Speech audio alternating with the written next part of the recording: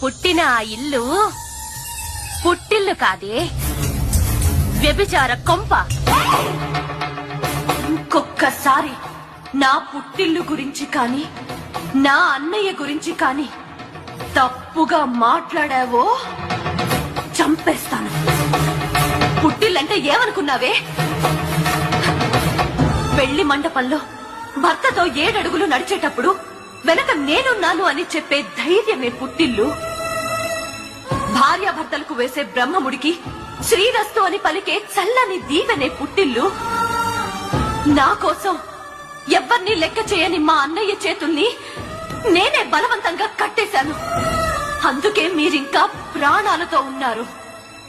నిందను చెరుపుకోవడానికే మీ మాటల పోట్లను భరిస్తున్నాను. నా అసహాయతను చేతకానితనం అనుకోవద్దు.